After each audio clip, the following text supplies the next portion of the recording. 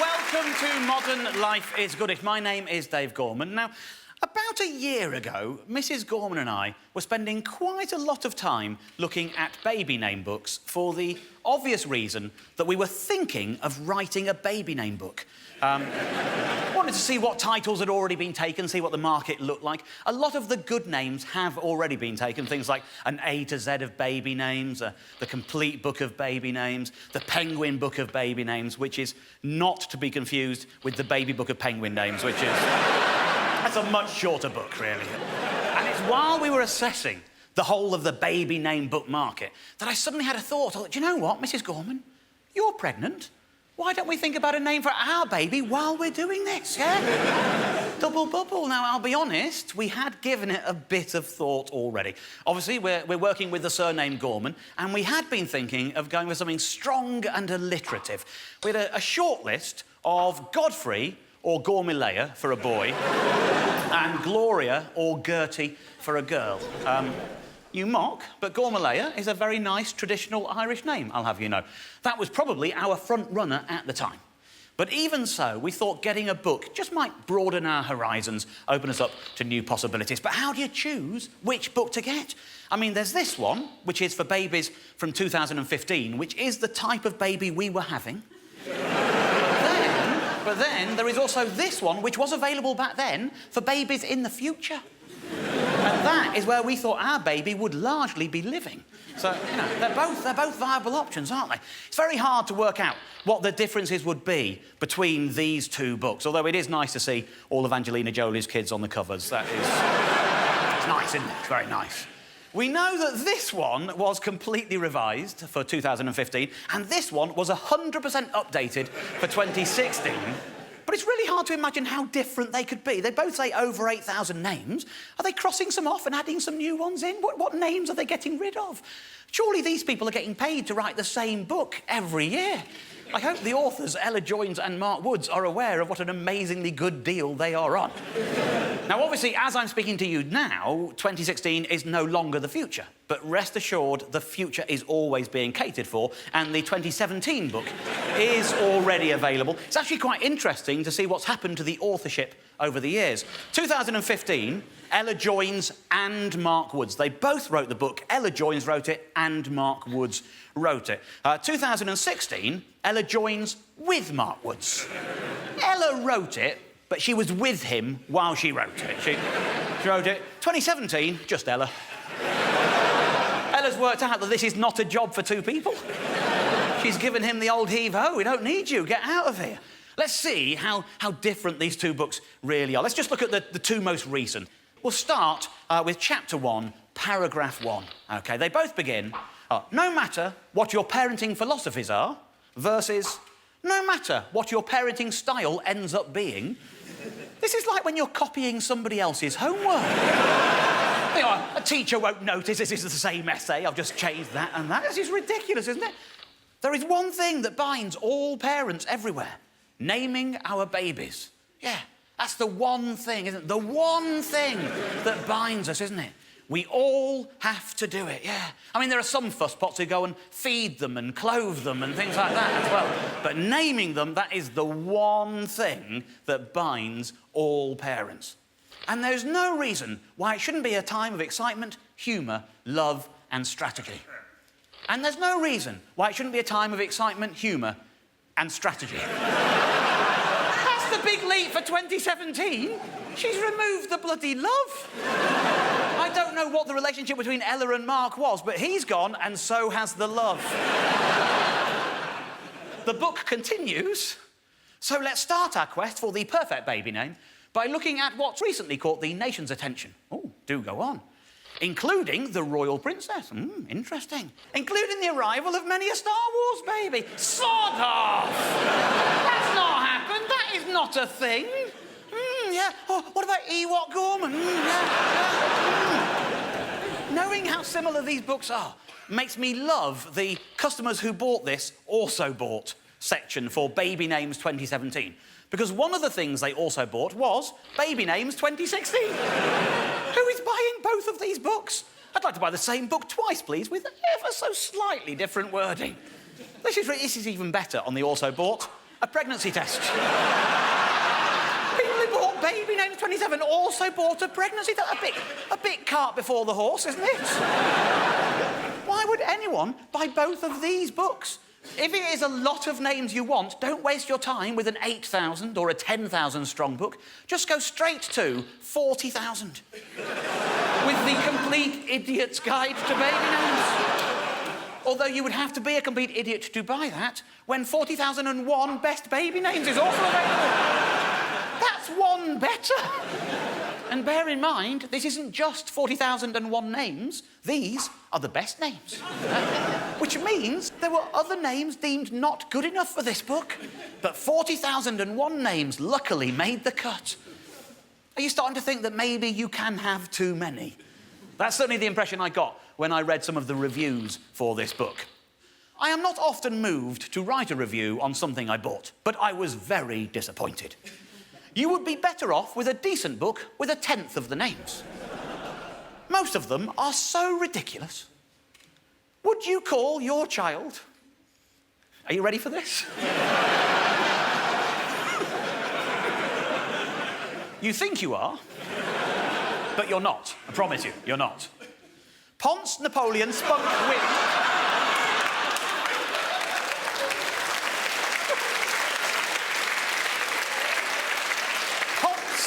Napoleon, Spunk, Wind. That's for the boys, obs. It's off the boys. Obviously, that's just for the boy. You wouldn't call a girl Napoleon, would you? That'd be ridiculous. And then for the girls, Scally, Fog, Fructose, and Poe. To name but a few. Blimey, blimey. Here's another one-star review for you. Anyone out there want to call their child? Wait for it. Choppo, Camp, Prop, Danger, Boat, Blocker, Schmoopy, Dill, Hun, or Spider. Danger! Danger! Mum, can I go to a friend's house after school? Which friend? Danger. No. No, you can't. You can't have Danger as a name, can you? I mean, as a middle name. Maybe as a middle name. Maybe.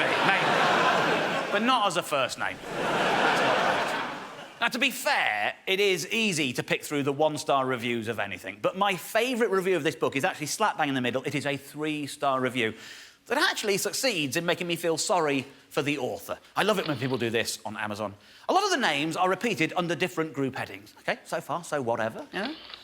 The book itself was very grubby, with bits of food stuck in all the pages. Totally disgusting. That is not the author's fault, is it?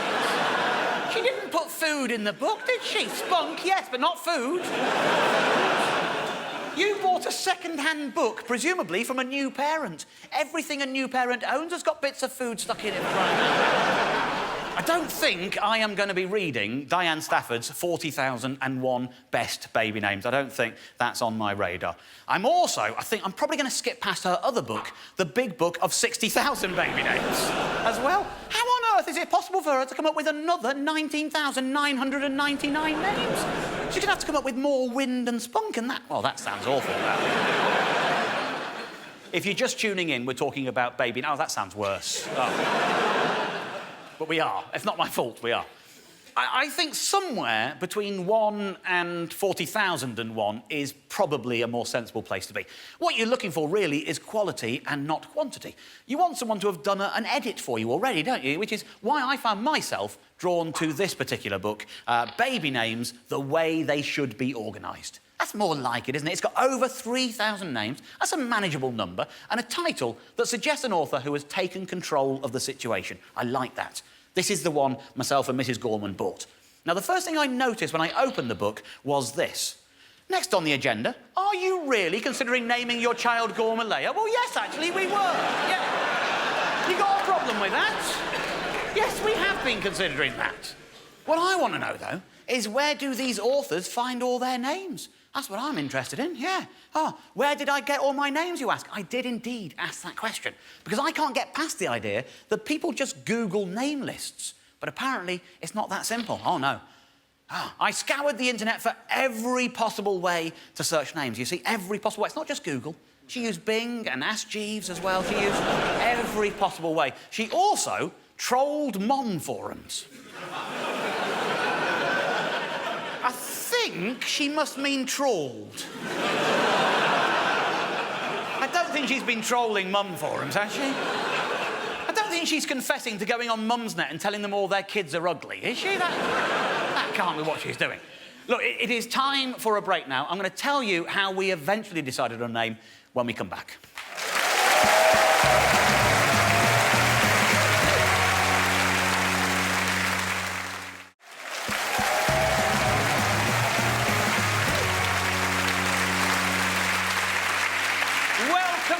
To Modern Life is Goodish. Now, if you are naming a baby and you don't want to bother with books, there are other ways. You could always use a professional baby naming consultant. For example, mynameforlife.com. Why a baby name consultant, they ask and also answer? Well, every mom-to-be has a friend who's heard a great name, or a relative that's hinted it'd be nice if you remembered Grandpa when picking a name. It may seem like the world is full of baby name consultants, and they are right there. We had loads of friends and family chipping in with suggestions, especially once everyone knew it was going to be a boy. That's when it came left, right and centre. Everyone thinks they are welcome to just get involved in this very personal decision. We broke the suggestions down into two categories. We had Norman, about 95% of the time, and not Norman, 5% of the time. And in a democracy, who are we to deny the will of the people? Loving parents, that's who. We're not going to condemn someone to a life of Norman Gormanness just because our mates and also my mum thought it would be funny, are we? Of course we didn't call him Norman. It's not a democracy, is it? And pretending it is when it isn't has proven to be a terrible way of naming things, as I'm sure these people can testify. Instead, we've got rid of Gorman. We didn't use her, but we went with Eric in the end. But that's by the by, because you'll notice that My Name for Life says that it is different. And it is different, mainly, I think, because their services start at several $100s. Several $100s for a service they describe as being like a conversation with a trusted friend. Which rather begs the question, why not just have one of those, then? This isn't even the priciest option out there. According to The Sun, there is now a firm that will invent a brand new baby name for you. Not a new old name, not a rare name, a brand new name. But there is a catch. And the catch is that it costs £22,000. Who is spending 22 grand to name their baby?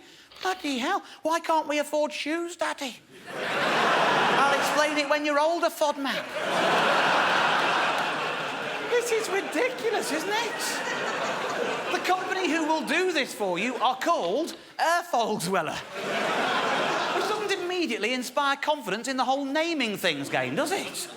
In fairness to them, they are a Swiss company, and Huel means wave of success in German, so maybe it's not that bad a name. Obviously, that's, a wave of success, not a wave of success.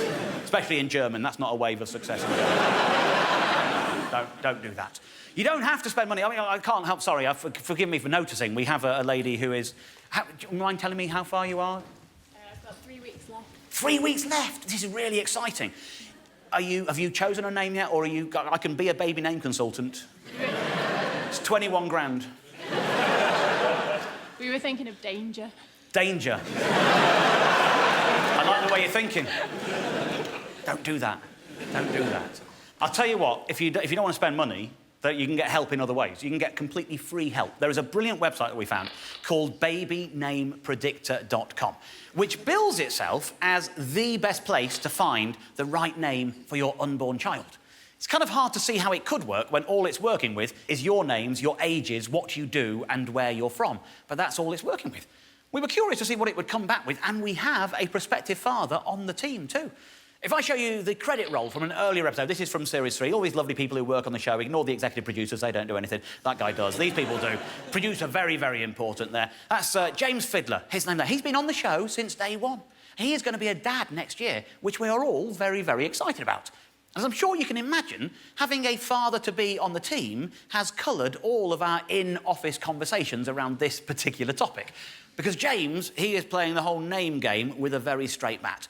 He hasn't been letting on to anyone what they might be going for. And obviously, when your surname is Fiddler, it does need thinking about, that's fair to say.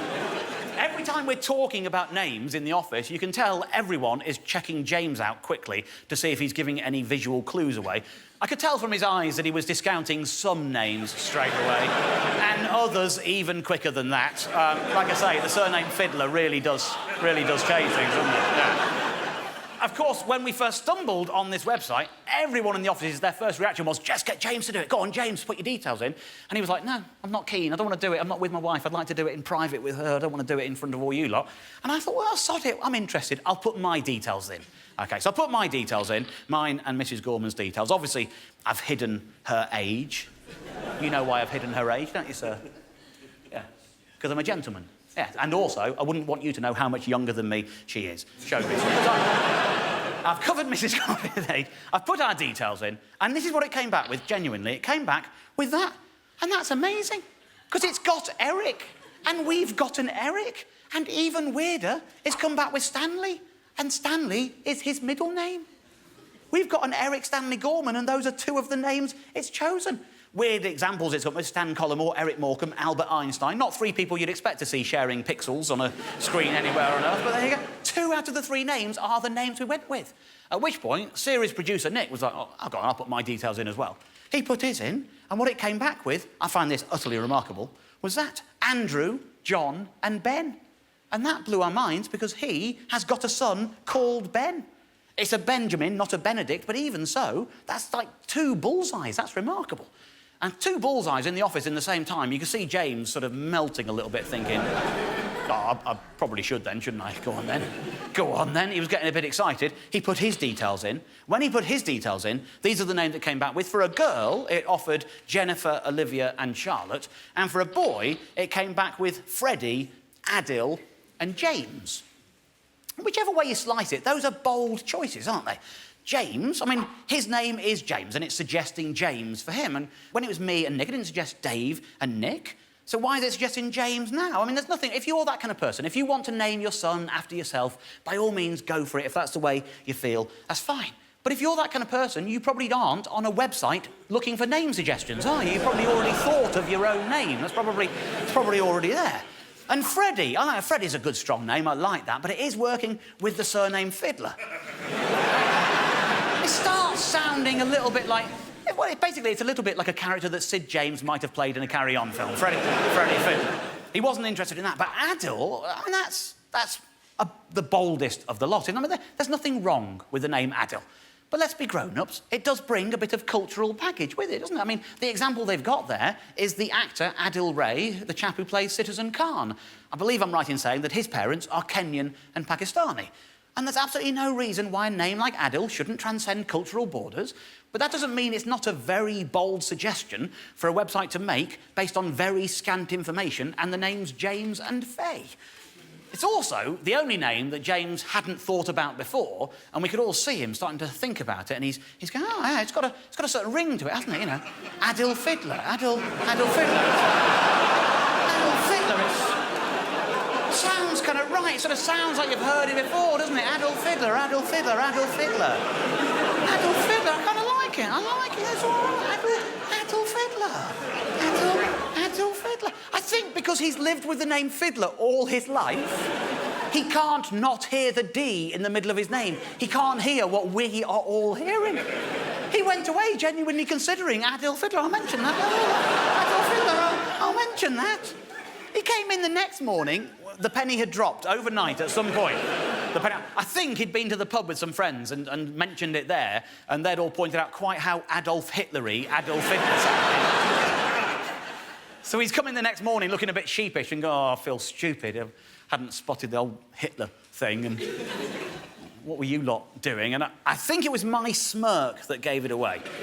That's when the second penny dropped, and he realised that that isn't a real website. We'd made this a website in order to mess with his head.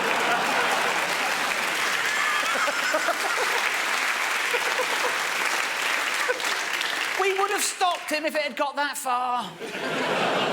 Probably. I'll see you after the break.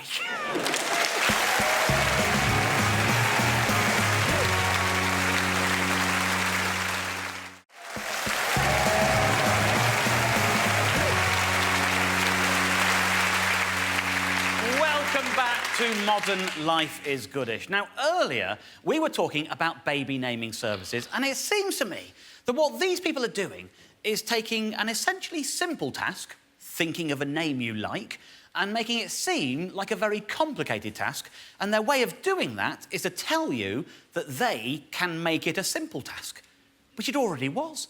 They're offering to solve a problem that isn't a problem. And that happens a lot, I find. I don't know anyone who thinks that tea bags are a problem. I think tea bags are good. They're more convenient than loose-leaf tea, but for some reason, some people have decided that the humble tea bag is a problem that needs solving. And I don't mean with things like that, the round tea bag or the pyramid tea bag. That's all just marketing and flim-flam. I'm talking about this. No more tea bags. If you've not seen it, I've got some with me here. I've got some no more tea bags. This is a spray can. This is a spray can of a pre-brewed tea that you add to hot water. What is the point of this? Is that really an improvement? I mean, I like the fact that it floats. That's good. I like that. I do. And it does float. It does. Ooh. But apart from that, it's not got a lot going for it. I don't think it's going to replace the tea bag, is it? Not really. As much as anything, because it wasn't predicted in the Usborne Book of the Future, so it's not going to take off, I know that. This was published in 1979, and as a kid, it was one of my favourite books. This is science fact, not science fiction. As an 8-year-old, I loved this. The gist of it was that things were going to be much more efficient in the future, not like the messy 70s with its flared trousers, its beards and its libraries. They got a lot of things right. I mean, just look at this. That is a man wearing his Beats by Dre headphones, watching football on his enormous flat-screen TV while wearing a onesie. That is definitely happening somewhere in Britain right now, and you know it is. They really did get a lot of things right. In the 70s, we thought we would have computer watches by now, and you know what? We have. Yeah, they got a few things wrong as well, though. They predicted hover cars. We don't have those yet. I don't know why. I mean, we've got hover tea. I don't know why. We've got the technology. I suppose we do have hoverboards, don't we? But they don't actually hover, do they? That's just a name. What do hoverboards do? Yeah, exactly. They spontaneously combust, absolutely. Yeah. Of course, one thing that everyone in the 70s predicted for the 21st century, of course, we all remember as kids thinking about this, we all predicted space battles powered by spoon benders, didn't we? That was a big thing. You remember that? Space battles powered by... It was in the book, it was in the book. Look at that. In this picture, a Star War, singular, is being fought with a ship crewed by ESP sensitives. Mind power communicates with the distant star-based machines and weapons are thought-controlled, like the spoon benders of today. He may have the power to distort metal in the enemy craft and destroy their weapons, like the spoon benders of today. You can't have a plural spoon benders and a singular Star War. There's only ever been one famous spoon bender. He's the spoon bender of yesterday, today and tomorrow. His name is Uri Geller, although they spelt his name wrong in the book. Of course, one thing that was always being predicted by everyone was space food. The idea you get a whole meal in a pill. As a kid, I remember thinking that seemed like a good idea, but then as a kid, I didn't want to come out of the garden and go in to eat. I wanted to carry on playing. As a grown-up, you realise that eating is one of life's pleasures. Replacing an enjoyable meal with a pill isn't improving life, is it? We do two things in life. We work and we have fun.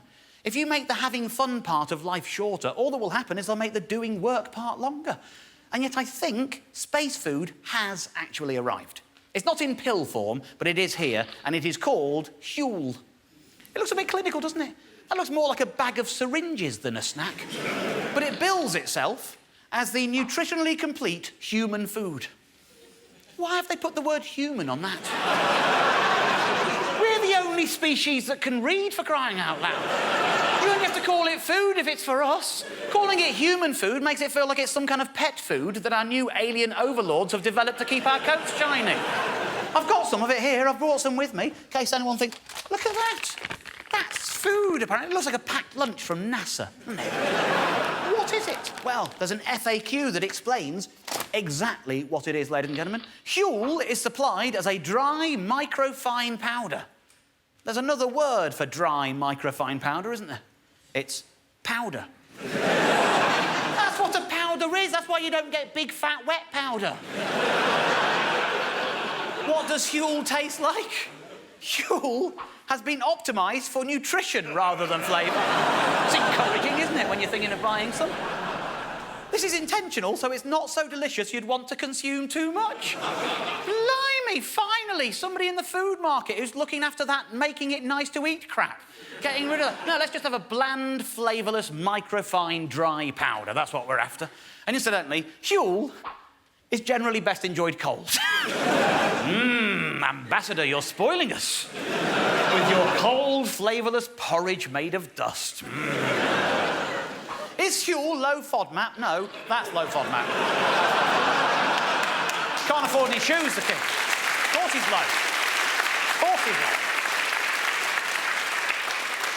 I don't know if you're getting the same vibe. It all feels a little bit like a cult to me, this Huel stuff.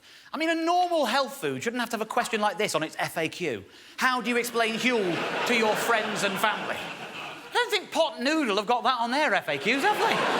But I think maybe the Scientologists should have. It's a hassle-free, affordable, balanced diet, is the answer. Yes, hassle-free, unless you count having to explain it to your family as a hassle. There are other explanations for how to explain it to your family. One option you could say, how about human fuel? That's where we got the name from. Human fuel. I get it now, you see. Human fuel becomes Huel, yeah? These people, they really are an absolute bunch of hunts. They really are. They really are a huge, real bunch of... well, they're huge talents, aren't they? They're huge. Did you think I meant something else? You thought I meant didn't you? You guys. Oh, really? Does Huel fill you up, they say? Well, basically, it is about 40% oats. Because it's mainly oats, it can therefore help lead to a feeling of fullness. Not yet it fills you up, but it can help lead to a feeling of fullness. Well, yes, I suppose cold, flavourless porridge and dust can do that. That's absolutely true. Read some of our customer testimonials to see them agree. If you do that, you will find things like this. It works for me. It's convenient. Mostly, mixing requires a certain type of shaker or a blender. Filling, fair enough. Allergen-free, I can't have dairy or wheat.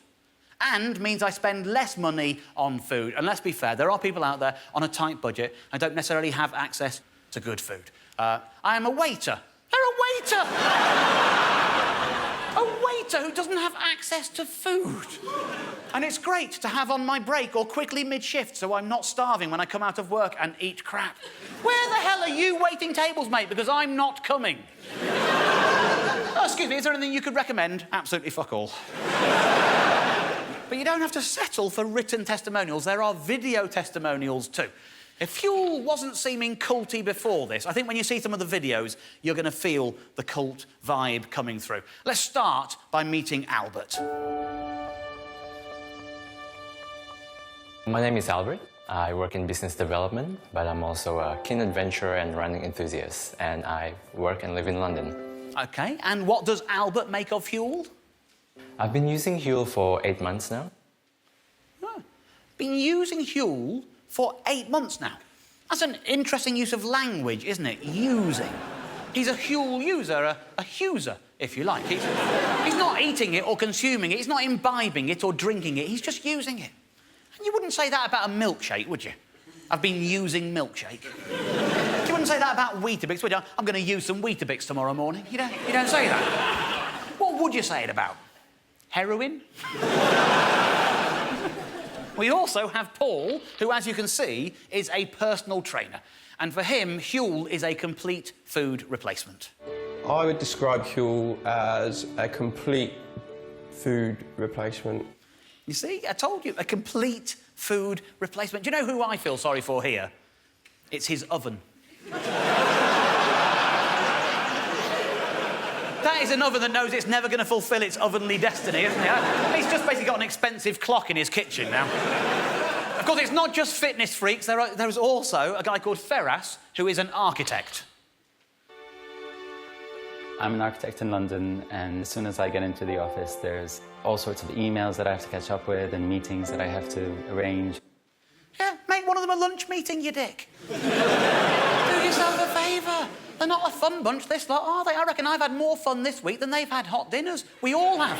We all have. The full video here is about 4 minutes long. But here are a few of my favourite sound bites. Just see if these people sound remotely brainwashed to you. I absolutely love the product. It's like all of the thinking has been done. It's added time to my day. There seems to be a community around it. I am part of the Huel community. I really enjoy using it. Saves you from having to think too much I about like that it's a tribe. food. It's like, It's a great movement. This is if not something that's positive for the planet. Do you see what I mean? This is like the end of times. My favourite line in this has got to be this. It saves you from having to think too much about food. It saves you from having to think too much about food. I bet you bloody do, though, don't you? I bet you think about food all the time. I know I would if I was living on a cold, tasteless, microfine, dry powder porridge. There is a place in this world for Huel, but its place is surely a submarine or a space station or in the third world where food is scarce, because food is nice and enjoying food is human. Cutting out something nice so that you have more time for meetings is not winning at life. But by selling it like that, you just know that we are one step away from an austerity government proposing we give out Huel instead of unemployment benefit. It's cheap, it's good for them, it will give them more time to look for a job.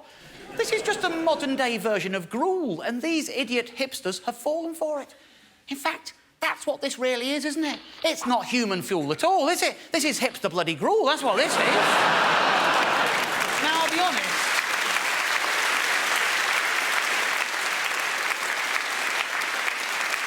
I don't know what annoys me more, Huel or spray tea. I know which one has annoyed the internet more. As you'd expect, the whole spray tea thing generated a lot of headlines in this tea-loving country of ours. And you know me, ladies and gentlemen, I can't resist it when people are getting all worked up about things that don't really matter. I'm drawn inexorably to the bottom half of the internet where the outrage brews. I've read every single comment from every single person I could find on this particular subject. I've collected all of my favourites and brought them together to make something more beautiful, something that I like to call a found poem that I would like to perform for you now. Wow. Just wow. 2016 just keeps on getting worse, doesn't it? Chris on a bike. Is nothing sacred? This product baffles me. I am literally baffled by it.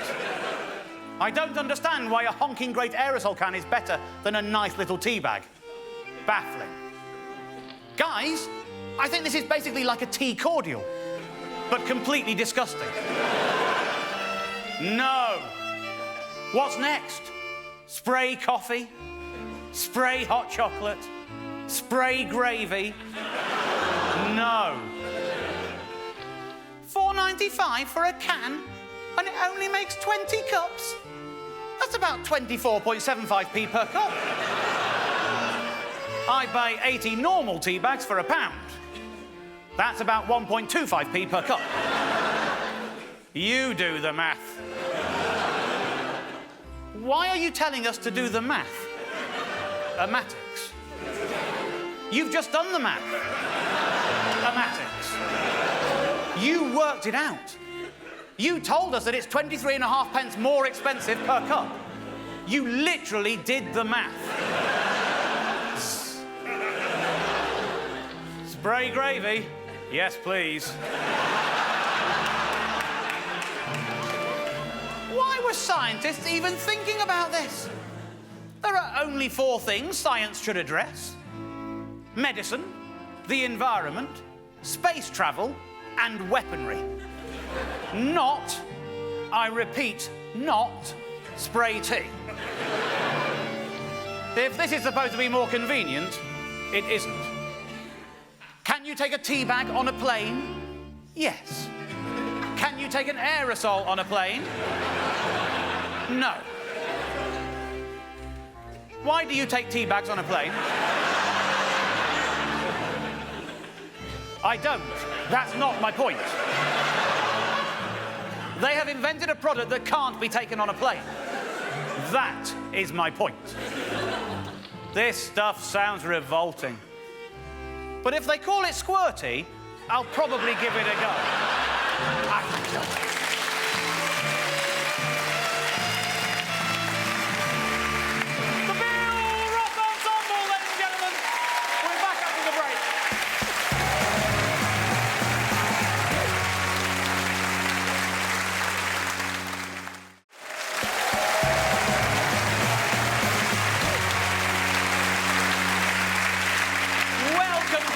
Modern Life is Goodish. Now, before the break, we had been talking about Huel, the stuff that is being marketed as a convenient replacement for food, which got me thinking, this is a business.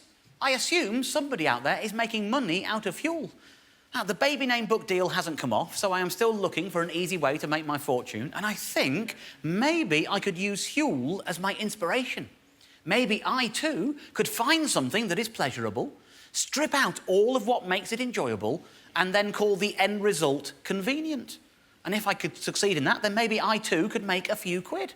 Ladies and gentlemen, I have invented something. Something that I am calling spoons. Yeah. Not spoons. They've already been invented. That's not me. I'm the spoons guy. I invented spoons, or speed tunes, as I call them. Music, like food, is one of life's great pleasures. But think about how much time it takes to think about how much time it takes to use music in your life. Yeah? I mean, I've been a music user or muser for most of my life. Like most people, I like the Beatles, but take a song like, for example, Hey Jude, right? That's a great tune. But every time you listen to that tune, that is 7 minutes and 11 seconds that you are not getting back. Yeah, you might not want them back. You might think, I enjoyed those 7 minutes and 11 seconds. In fact, I enjoyed them so much it only felt like 3 or 4 minutes.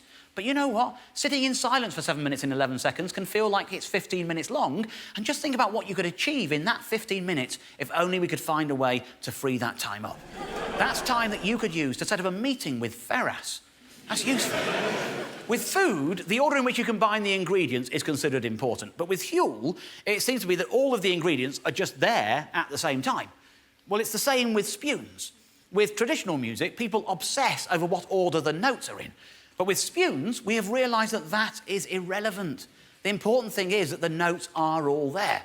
I'll show you how you make a very basic spoon, OK? These are the notes for Twinkle, Twinkle, Little Star. It starts C, C, G, G, A, A, G, F, F, E, E, D, D, C. And then that is the rest of the melody there. Now, a very wise man once said, I am playing all the right notes, just not necessarily in the right order. And that is how you make a spoon. You take all of those notes and you play them all at the same time. Now, I figure most people are going to be familiar with the Beatles, so I've spun some Beatles songs for you so you can compare them with your memories of the song. So, for example, this is The Long and Winding Road. And that is considerably less long and winding now. That is it's like a short, straight cul-de-sac now. Now, this is Yesterday. Yeah, that's the Yesterday of Tomorrow you're listening to there. This is Help. And this is I Want to Hold Your Hand. There you go. Now, they get the toe tapping, don't they? They give the toe tapping kind of feel to them. They really do. Now, I can see that you all loved spoons. But you're a discerning audience, aren't you? You're not frightened by the march of technology. But some people are. And before I take this on Dragons, then, I want to know if the wider public are ready for this technological advance of mine. So I sent our roving reporter, Annabelle Port, to test spoons on the great British public. This is how she explained it to them. Scientists have found that if you're fairly familiar with the song... I'm just going to pause that there to explain. I asked her to say scientists because I thought that if she said a bloke who's got a show on Dave, that's probably not going to fly as well with them. So I've asked her to say scientists and no scientists involved. Here we go.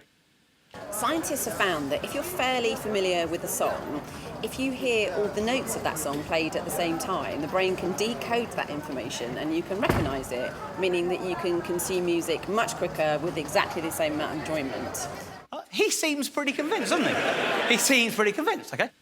Let's test this. If you just take that from me. What Beatles song is this?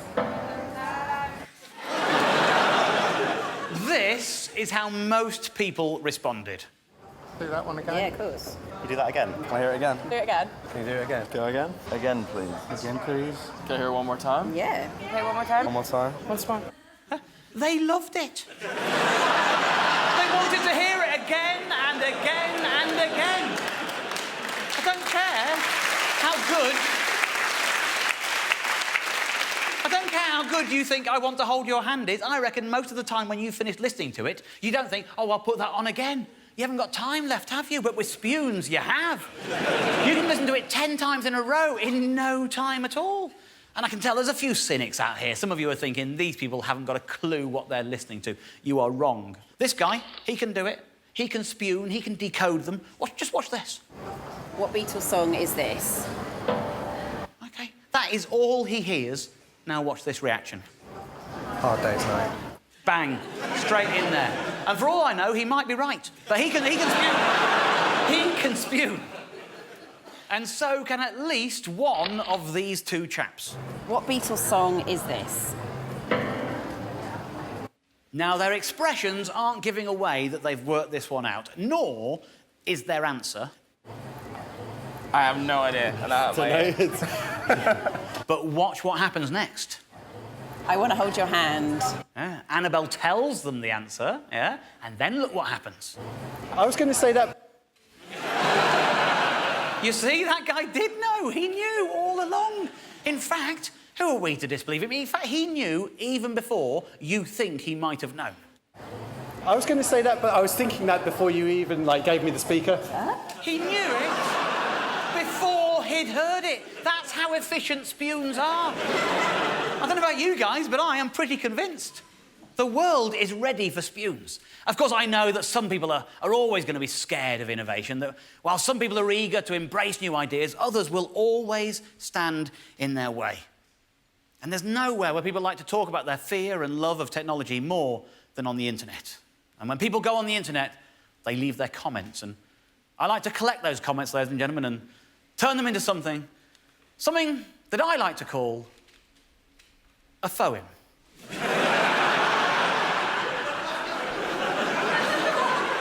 Which I would like to perform for you now. No! This is dreadful! That is not a poem, is it? A poem is more than the sum of its parts all played at once, isn't it, for crying out loud?